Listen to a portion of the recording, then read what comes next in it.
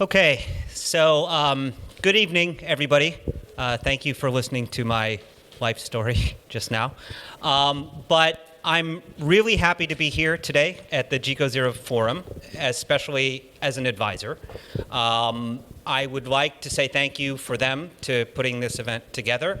My Japanese is not quite ready to do all the presentation, so I'm sorry about that. My colleague Brian is going to be helping me, and I'm sure he's going to do an awesome job.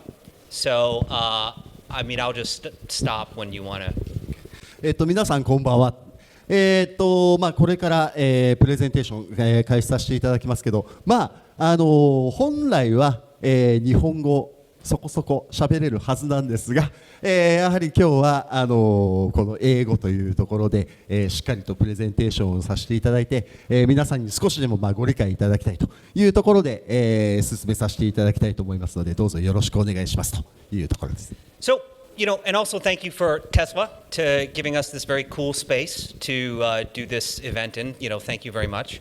テスラさんに関しましても、このような、素晴らしい場所、クールな場所をご用意いただきまして本当にありがとうございます。But basically my job today is to talk about the technologies that are going to lead to a Jico Zero future. ただですね、今日私が、お話しさせていただくのはやはりこの事故ゼロの未来について、ここについてぜひ皆様にお話をさせていただきたいというふうに考えております。I'll just explain very quickly about my company. My company is called ITR. We are a Japanese research and consulting firm focused on IT. はい、ここで簡単に本当マークの、会社、ITR についてお話しさせていただきたいと思うんですけど、ITR というのはこの日本における最大の独立系 ICT リサーチングコンサルティングファームと、書かせていただいてますが、テクノロジー市場における、実践的なアドバイスであったりですとか、あとパートナーの評価、そして技術展開というものを通じて企業様へのビジネス、これを加速させるという意思を持って、展開させていただいているというところです。So basically what I do is I work with large Japanese companies on their IoT strategy and their 5G strategy. 日本における IoT 戦略、また、5G 戦略ですね、大手企業様へ、こういうサービスを提供させていただいているというところです。And so basically, like I said, my mission today, and I only have about 45 minutes, so I'm going to have to go a little bit fast with the content. 今日はですね、45分間という時間の中で、かなりの、スライドがあるんですけど、本当かいつまみながら、この限られた時間の中で皆様にお伝えをしていきたいと考えています。But I'd really just like to give you an update on what I think are the key technologies of today, and then basically explain how these technologies are going to enable a Jico Zero future. 今日はいくつかのですね、キーワード、キーテクノロジーというところで、ご紹介させていただきたいと思うんですが、これらがですね、この事故ゼロの、将来や未来というところ、ここに関わる部分で。And so these technologies are edge computing, AI, 5G, robotics, and biometrics. はい、正面に書かせていただいてます通り、エッジコンピューティング、AI、5G、ロボティクス、バイオメトリクスという順序でお話しさせていただきます。And I know that some of you have seen me present before, and I promise you there is definitely some new content, especially around 5G. これからですね、特に 5G の部分に関しましては、特別なスペシャルなコンテンツというものについても触れさせていただきたいと思います。But basically, I use this slide a lot just to start out because I think that this is a very, very exciting time for Japan. たくさんのスライドというものをご紹介させていただきますが、今はもうこの日本にとっても非常にエキサイティングな時期を迎えているというところです。Because there's a lot of excitement around the Olympics in the tech field, and there are several new technologies that are coming to Japan. やはりですね、このオリンピックであったりですとか、さまざまな新たなテクノロジー、これが、日本に、どんどん導入されてきてくるという部分になっています。And really the big one is, for me, is 5G. やはり私にとっては 5G というところが一番と。There are a lot of new services, and I'll tell you one of the services that I'm doing right now. I'm working on a project with an NTT Group company on a new 5G service for Haneda Airport. その中でもですね、NTT ドコモさんと、5G のプロジェクトというところで、進めているんですが、羽田空港、ここでもですね、この 5G のプロジェクト進行中です。And so what we are trying to do is for the Paralympic Games, when the blind athletes come to Japan, they'll be given a 5G smart glass.このオリンピック、日本で行われる、オリンピックもこの 5G の技術を使って、スマートグラス、これを使って観戦できるという魅力も出てきます。And so if a blind visitor comes to Japan and they have problems reading kanji or using a vending machine or anything, they'll touch a button, somebody will log into their field of view and explain what to do.外国から、多くの方がいらっしゃって、このスマートグラスをつけるだけで、ボタンを押すだけでですね、そこに書かれている漢字が翻訳されたりですとか、行きたい場所へ、いざなってくれるというか、ナビゲーションというような形での活用の仕方というところも、見せられているということです。And so there are lots and lots of these kinds of new and I think very exciting technologies that are coming to Japan. この日本に、これからとてもエキサイティングなテクノロジーというのが導入されてまいります。So the first one that I want to talk about is edge computing. 最初に皆様にお伝えしたいのがこのエッジコンピューティングについてです。Edge computing is very, very important for the self-driving car industry, clearly, because reaction times need to be milliseconds. Even seconds are not good enough.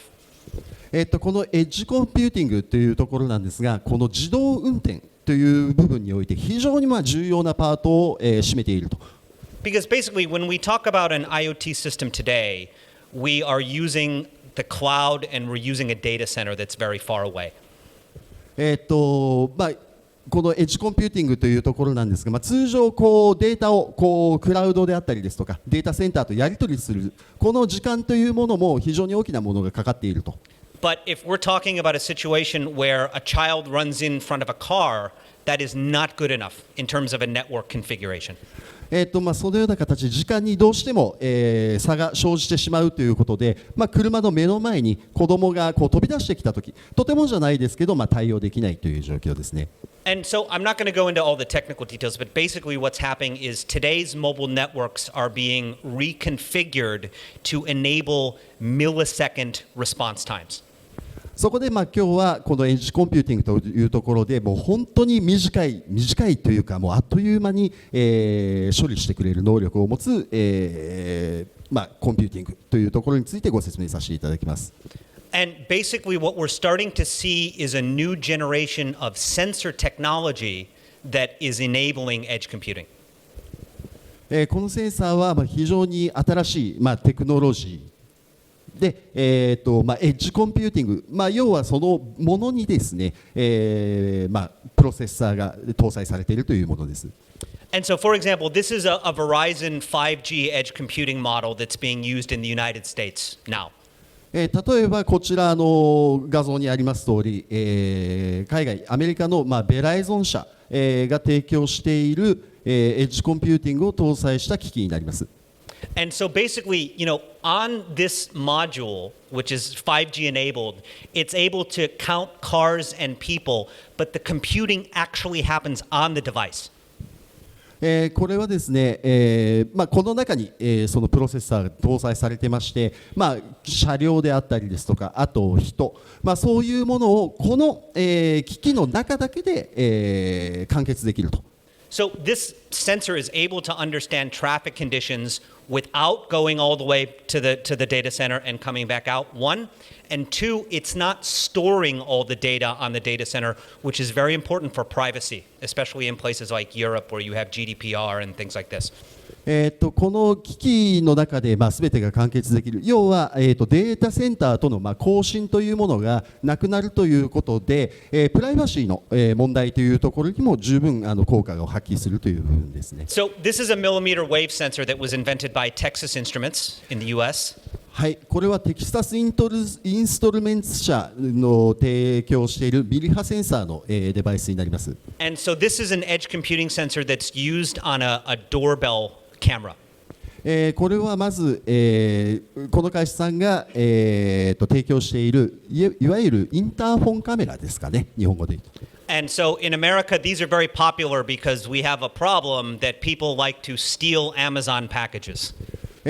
アメリカではですね、こうアマゾンで配達されたものが盗まれるというような、ことが多発しているというところで、非常にですね、ポピュラーな、商材になっているということですね。They're called porch pirates in English. これはもうなんていうんですかね、玄関のパイロットという名前がついているみたいです。So this is an edge computing sensor, but basically the problem was this is looking outside. When the trees would blow in the wind, it would trigger the motion camera.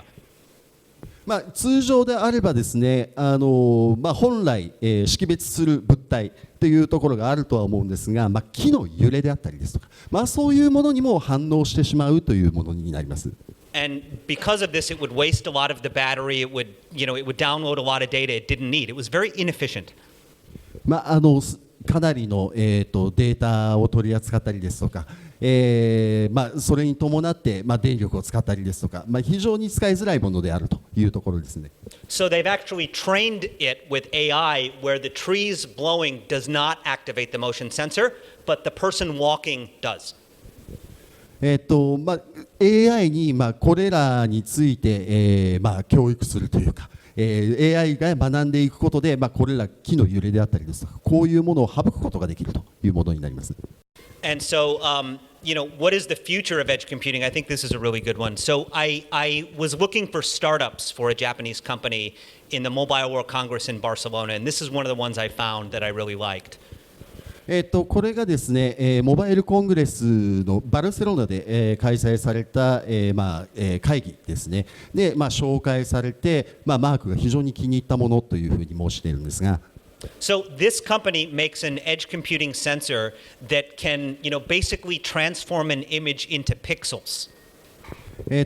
ここのですね、商材というものは、こういう画像がありますけど、本当にわずかなピクセル、これを感知するだけで、全てのデータを、収集することができると。And they claim that they can identify a face or a fingerprint with only 3 pixels.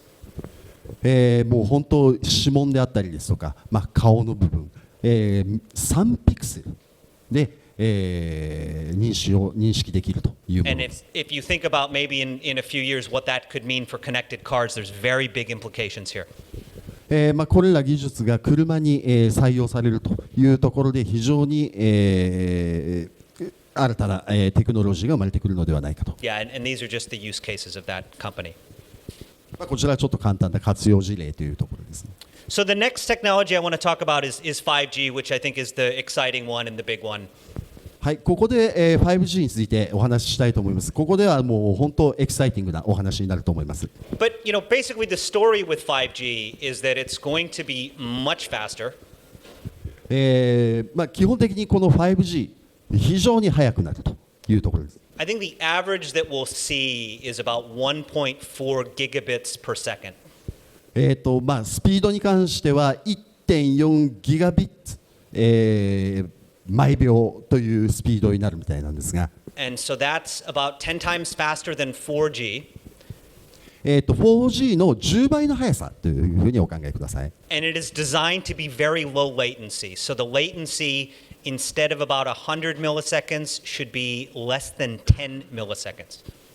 もう非常に速いというところなんですが、10ミリ秒よりも短いというところです。I mean, we're basically talking about zero lag.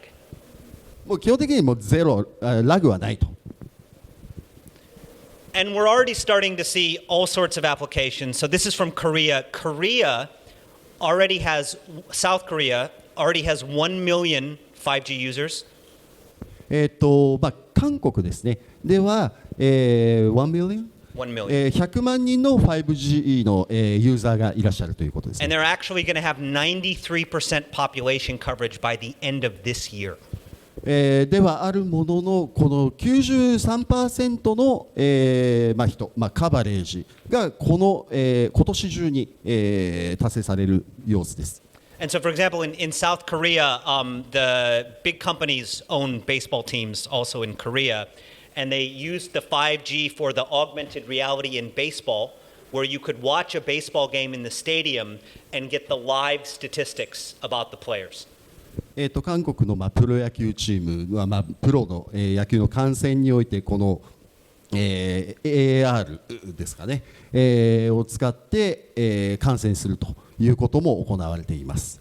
They're also doing a lot with 5G hologram calling. またこの 5G を使ったホログラムの回線というものも活用されています。But 1 cubic inch of a hologram consumes about 1 gigabit of data per minute.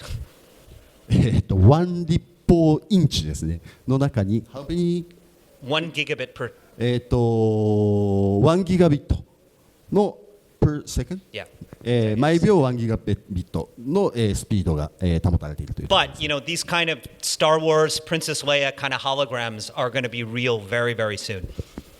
スター・ウォーズの世界が非常にリアルな世界になってきているというところですね。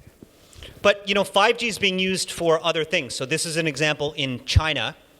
その他にもですね、この 5G というのが活用されていまして、ここでは中国で活用されている事例になります。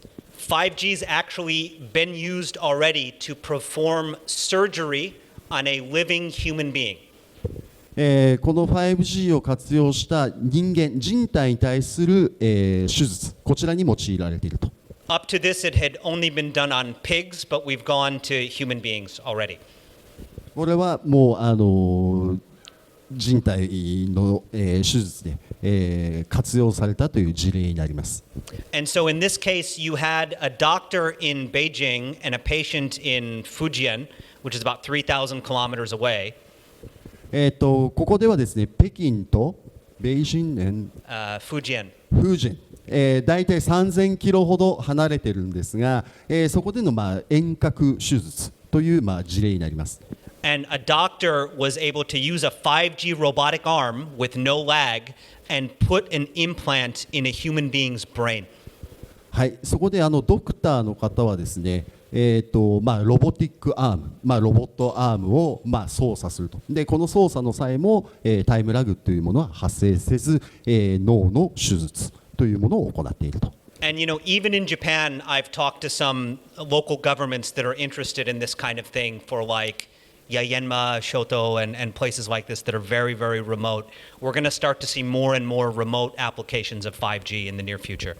日本政府でも非常にこのケース興味を持たれていまして、例えば離島ですね、そういうところへの患者さんへの手術という部分、これらでも非常に興味を持っているというふうに言われています。So Japan is also developing 5G. We will see the very first launches around the Rugby World Cup. 日本でもですね、ラグビーの、ワールドカップ、ここでいろいろとラウンチされるというところなんですが。But in Japan, there's a big focus for IoT and 5G about replacing human labor, because this is clearly one of the big problems in Japan. はい、日本でもですね、この IoT であったりですとか 5G、これが、労働者というところに、日本今問題を抱えていますけど、この労働者の代わりになるというところで、活用されるというところを検討されています。And this is a system from KDDI, Obayashi, and NEC, where the operation of construction vehicles is remote. はい、これはですね KDDI あと大林組がですね、共同で開発している、遠隔リモート操作というところですね。So you might have all this equipment in Hokkaido, but all the operators can be in Tokyo. これら機材を、北海道で、稼働させる。で、オペレーターは東京にいるというものです。So you're also going to start to see a lot of this kind of stuff, starting from next year. おそらく皆さんこのようなケース、来年から多く見られるようになるでしょうと。And 5G I also think is the beginning of a new era of communications. あとこの 5G は新しい時代のコミュニケーションツールにもなると。So actually, this company, Neuralink, which is also an Elon Musk company, just recently came out of stealth mode in the last few days. この会社はこれらものに対してですね、今週、発表を行われたというところですね。Where they're actually implanting chips in human brains. これは、実は、人間の、脳に、チップを埋め込むというものになります。And they claim that they already have a monkey that has this implant that's able to control a computer. 例えば、猿の、脳に、チップを埋め込むことで、人間によってコントロールすることができるようになると。And humans are going to start trials in 2020. で人間がですね、これを、トライすることになると。But Facebook also has kind of a secret R&D arm, and they're very focused on brain technology as well. あと Facebook に関しても、ブレイン、脳のに関する、テクノロジーというもの、実はいろいろと研究をされているみたいです。And so they're actually working on mind-to-text technology, where if you see an image of a dog or a cat and you think it, it will interpret that brainwave and make it into text. 例えば、何かこう目の前にあるものを見る、犬であったり猫であったりですとか、そういうものを見てこう脳が反応して実際に、文字として、表示されるというようなものみたいです。So I'll talk a little bit about AI. 少しここで AI についてご紹介させていただきます。So, I think, I know we have some other AI experts in the room, but what I will say about AI is that it's maturing a lot to the extent that image recognition is statistically better than, to have an AI program do it than a human being do it. ここにも、AI の、スペシャリストの方いらっしゃるんですけど、この AI というところ、少しご説明させていただきたいと思います。In certain fields like healthcare, some AI algorithms are better able to detect genetic disorders and cancer on X-rays than specialized doctors. 特に医療分野ですね、こちらにおける、活用というところが、非常に面白い部分になります。And we're getting much closer with voice technology. 非常に、近いものとして、声紋、のテクノロジーと似たようなものになると。And I'll tell you, my company at ITR, our number one question from customers now is about the chatbot. ITR の方でもですね、最もよく、問い合わせをもらうのがチャットボット。チャットボット。チャットボットということです。Especially like we're getting questions from big companies. They want the HR department to basically be a bunch of chatbots. 特に企業のですね、人事、ヒューマンリソース部門の方々が、興味を持たれていると。And also the IT department. そして、IT 部門さんですね。If I have questions about our vacation policy or our expense policy, chatbots can do this. さまざまな、企業の中で、ポリシー、規定等を、いじる際にこのチャットボードというものが活用されているというところです。But again, we're starting to see real industry use cases for AI, and this is one that I like. This is a UK company called Tractable. これはですね、ある業界でというところでご紹介させていただくんですが、ロンドンのトラクタブルという会社さんの例になります。And basically what they do is if your car has been in an accident, you can take a picture of it. 基本的に、例えば事故にあった、損傷を受けた車両、その、画像を撮るというところが最初のステップになります。And it can tell you if it probably needs to be replaced, and it's getting to the point where it will tell you how much the damage should be. 例えば、どのパーツを交換した方がいいのか、どこを修理した方がいいのか、この画像を、認識しただけでですね、見積もりというものが上がってくると。And so I think, insurance companies are clearly very interested in this kind of business. But at least, again, in America, a lot of people get cheated when they go to the mechanic. And so this could be also have a social benefit as well. 特にアメリカではですね、こういうケースでは非常になんて言うんだろう、チート、インチキみたいなのが、横行しているみたいなんですが、この技術やはり非常に、保険会社にとってですね、興味が持たれているという有能な商材というところになります。Are mechanics honest in Japan? Oh yes. Yeah, さすが。So America is a little bit different. 日本のメカニックの方たちって正直者ですかというところなんで、非常に正直ですというふうに答えておきました。So the next topic is robotics, which is clearly a big one, and so I just want to talk a little bit about how I think this is changing the game. ここでは少し、ロボティクスというところについて、大きな話題というところでご紹介させていただきます。So Kroger is the largest grocery store chain in the United States. このクローガーというのが、アメリカの、中で最大手となる、スーパーマーケットのチェーンになります。And they're actually using these self-driving vehicles now in select areas. 今現在この自動運転車を使った、デリバリーサービスが行われています。So basically now you just order your groceries on an app. Somebody puts it in this thing and it drives to your house. And then you unlock it with the QR code and that's how you get your groceries. ネットでですね、買い物をしたもの、注文してそうすると、この、自動運転車両が自宅まで、それら購入したものを運んでくれて、ID コードを、入力することで、このドアが開き、実際に購入したものが受け取れるというサービスですね。So in Japan, like Sagawa and Kuroneko are very desperate for this kind of service. なので日本では、佐川急便であったりですとか、黒猫大和さんが非常に興味を持っているという技術です。So this is a self-driving wheelchair. Haneda is trialing one that was made by Panasonic. 次に自動走行する、車椅子なんですが、羽田で、パナソニック製のものを、導入されているみたいです。Because again, right now, if somebody needs a wheelchair, somebody has to push them, somebody has to wait for them. This completely eliminates the human labor. というところで、例えば今の、サービスですと、この車椅子を活用する場合、押す人が必要であったりですとか、あと、その使う方々の到着を待たねばいけないであったりですとか、そういうものにかかる労働力というものを削減できることができるというものになります。And again, I like this graph. So this is showing the number of jobs per applicant in Japan. はい、こちらがですね、あえてグラフを載せてくれたということなんですが、有効求人倍率というところになります。So security is actually the highest with 8 open jobs per one person that wants a job.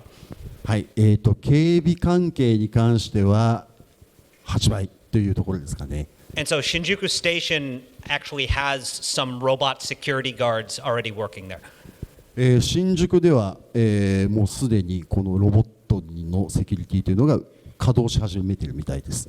So construction has about 5 openings for every job. 工事関係ですね。工事建設関係に関しては5。And distribution and transportation, logistics, like Sagawa and Yamato, they have 3 open positions for every job. 物流関係に関しては、それこそ佐川大和というところに関しては3という数値ですね。And so that's why we're getting this kind of Terminator kind of robot, because there's just such a huge demand in Japan. であるからこそ、こういう労働状況であるからこそですね、このターミネーターみたいなロボットっていうのが活躍する。I mean, even at ITR recently, one of the biggest hotel chains in Japan came to us and said, "Can you find someone who will build a robot that can make a bed?" Because we've raised the minimum wage from 1,000 to 1,200 to 1,500 yen. We can't find people. We give up. We want robots. なので、大手の日本国内における大手のホテルからですね、こういう、ロボットに関する問い合わせもあって、例えばベッドメイキングなどにおいてはですね、時給、今いくらぐらいかあれなんですが、1000円、1200円、というところ、とてもじゃないけどもう払えないという状況になっているみたいです。But there are issues with robots. Robots do not pay taxes. ただロボットに関しては、タックス、税金も払う必要がないと。And robots are not going to contribute to Nenkin. 年金も全く関係ないと。So, in America now they're talking about robot tax and things like that. So there are policy issues that need to be discussed, but I think this is definitely a trend. さまざまな意味でこれからディスカス、議論していかないといけない部分というのはあると思うんですけど、一つの大きな解決策になると。So this is the last technology I'm going to talk about, which is just biometrics. ここでは最後の、テクノロジー、ご紹介したいテクノロジーというところで、バイオメトリクスというものをご紹介します。So biometrics, facial recognition is controversial, but the technology is maturing quite a lot. バイオメトリクスの、顔認証というところ、非常に、高いソリューションのものであると。There are better kinds of biometrics. I think one you'll be hearing more about is vein recognition in your hand. 最も、確認できるもの、確認しやすいものというところで、血管の、認証というところですね。So I was talking to a Japanese company who is trying to make a system where when you pick up your smartphone, it will scan the veins in your hand and know it's you. So it'll automatically unlock. 例えば日本で電話が鳴ったときに、電話が鳴って電話を取るときに、この血管で、もう認証するのでそのまま、電話を取ることができると。Because actually, facial recognition is very interesting. It's the cheapest, but there are some security problems with it. あと顔認証に関しましては、非常にこれも面白い、あと安価な、ものであるんですけど、いろいろな意味で、ちょっと問題が出てくると。So a good 3D printer can scan somebody's face and print somebody's face, which then can be used. 3D プリンターがあればですね、同じようなそのものができるので、それで、ロックが解除されるというような、問題をはらんでいるというところですね。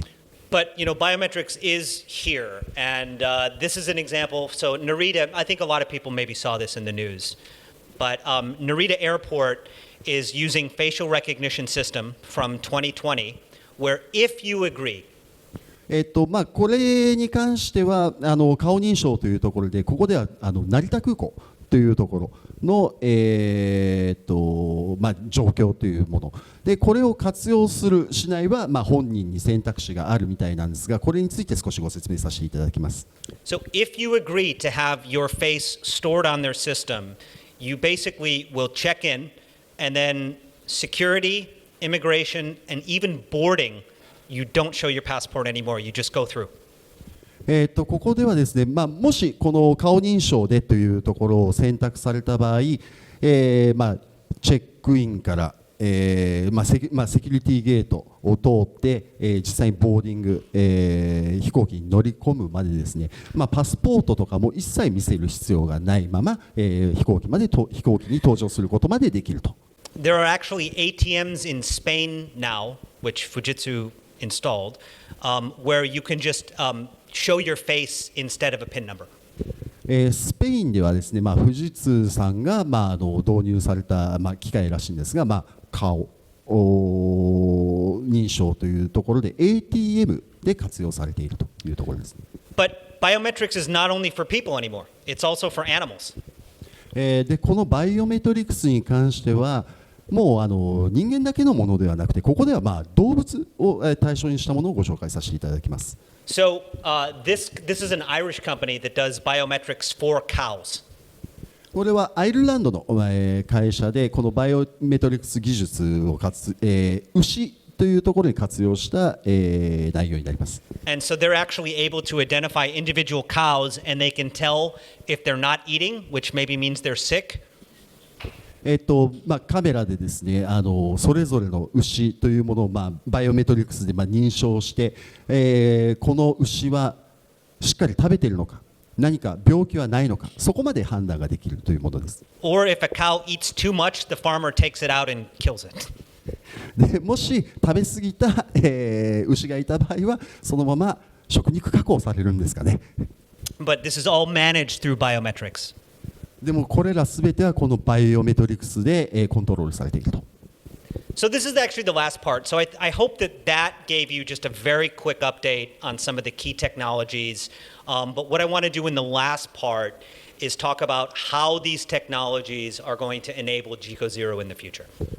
ここからが、最後のパートになるんですが、今までお話しさせていただいた多くの、テクノロジー、これが、未来の事故ゼロにとって、どういう関わり合いが持てるかというものをご説明させていただきます。And so, I mean, you already heard a bit about, Jico Zero kind of concept, but, basically, the concept of Jico Zero was started in Sweden in 1997. すでに皆さんこの事故ゼロのコンセプトというのには、ご理解いただいていると思うんですが、もともとはですね、この1997年にスウェーデンでこのコンセプトが始まったというふうに言われています。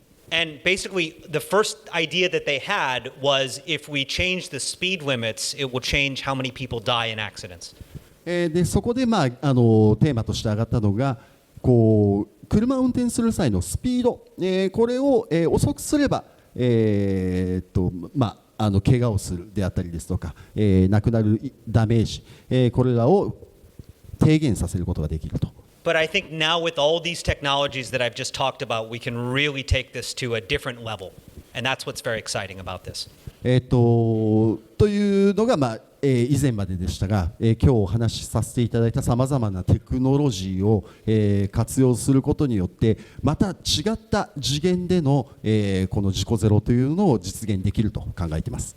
And so this, for example, is Google's concept of a smart city which they are building in Toronto, Canada. ここで一つの例として、カナダのトロントで、Google がですね、展開している一つの、町というところをご説明させていただきます。But in this community, all cars and vehicles are going to be self-driving. このコミュニティではすべての、車、車両ですね、これらは、自動運転。And do you remember I showed you the Kroger autonomous vehicle? They're actually building tunnels under the street that is going to be a different traffic system just for the delivery vehicles. で先ほど、お話しさせていただいた、スーパーマーケットの、デリバリーサービスなどについてはですね、すべて、地下に、専用の道路を設けて、そこを通って、デリバリーをしていると。So I think we're already kind of seeing a preview of what a community with no human drivers is going to look like. ということで、このコミュニティでは、人間が運転する車、人間のドライバーというのは存在しません。So I mentioned biometrics. This is a new bus from Hino Motors. ここでちょっとバイオメトリクスを活用した、車両というところでご説明させていただきますが、日野自動車のバスですね。And so this bus actually has a camera pointed at the driver that monitors his condition to see if he is, sleepy or drunk or has a heart attack or all that kind of stuff, and it automatically shuts the turns the brake on if they detect something.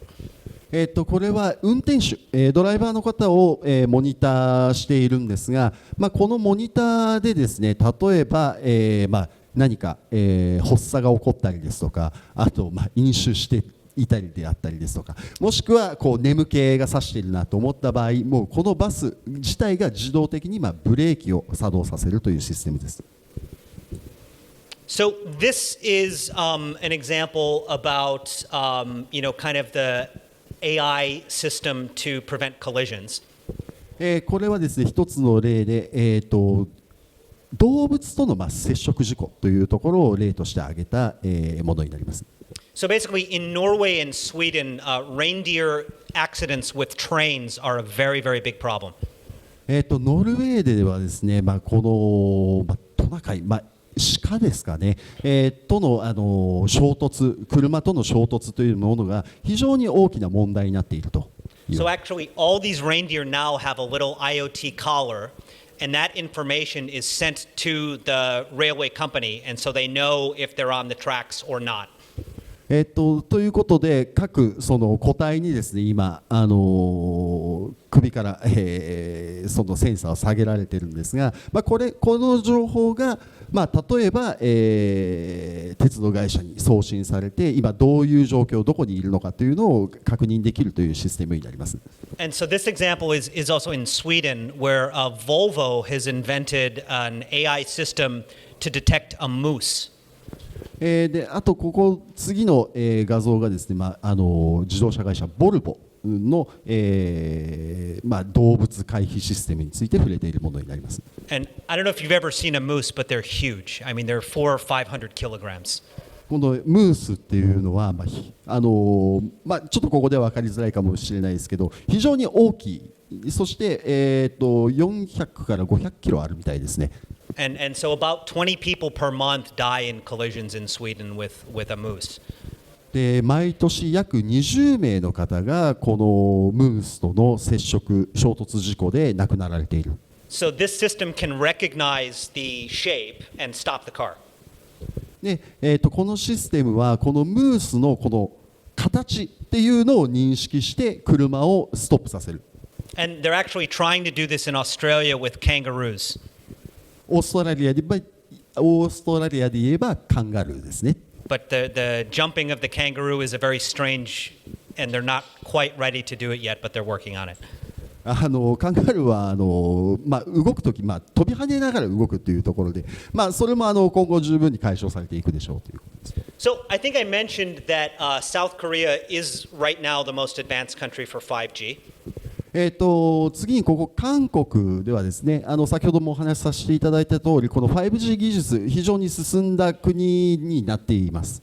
And so what they're doing in Seoul is they're combining 5G with the ADAS system.